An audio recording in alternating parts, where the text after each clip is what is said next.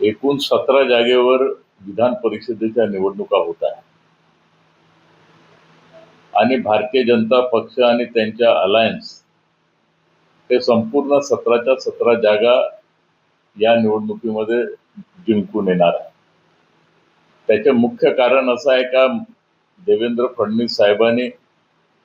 या महाराष्ट्राच्या विकासाच्या माध्यमातून संपूर्ण चित्र बदललेलं आहे.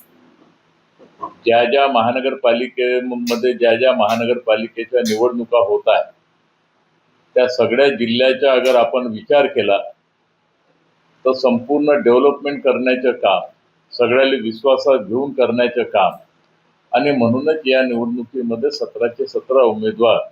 हे भारतीय जनता पक्ष आणि अलायन्सचे या ठिकाणी निवडून येतील, ज्यांचा आम्हाला खास विश्वास आहे.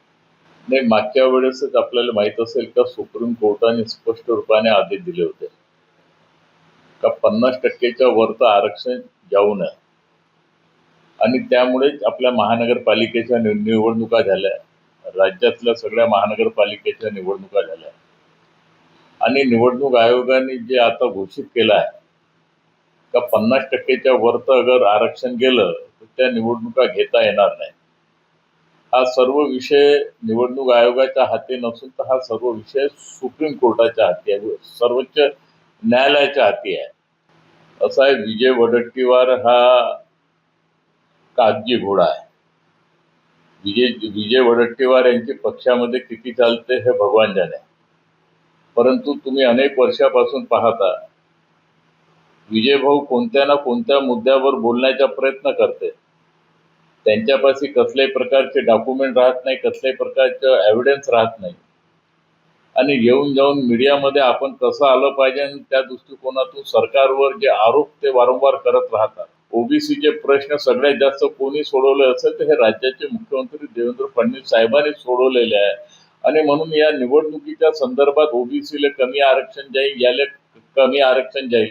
याच्या बदल्यात त्यांनी काहीतरी मार्ग त्याच्यातला सुचवण्याची आवश्यकता आहे. परंतु प्रत्येक कामामध्ये ते राजकारण करतात, प्रत्येक कामामध्ये जे नाही उलटसुलट बोलतात, कसल्याही प्रकारचे त्यांच्यापाशी डॉक्युमेंट राहत नाही, पुरावे राहत नाही आणि म्हणून काँग्रेसचा एवढा सिनियर नेता जो अशा प्रकारचे वर्षनगर करत असेल तर काँग्रेसले सिर्फ मीडियाद्वारे त्यांची फोटो चमकते, लेकिन ते या कामामध्ये टोटली झिरो आहे आणि म्हणून विजय भाऊंनी बोलताना जरा संविधानाची बी त्यांनी अभ्यास करायला पाहिजे, सर्वोच्च न्यायालय हायकोर्टाचा बी अभ्यास करायला पाहिजे आणि त्या दृष्टिकोनातून फडणवीस साहेबांनी स्पष्ट रूपाने सांगितलं जे संविधान, सर्वोच्च न्यायालय, उच्च न्यायालय यांचे जे काही गाईडलाईन्स असेल त्याप्रमाणे आपण त्याच्या बाहेर जाणार नाही, संविधानाचे रक्षण करूनच आपण हे सगळ्या गोष्टीचे प्रश्न आपण सोडवणार.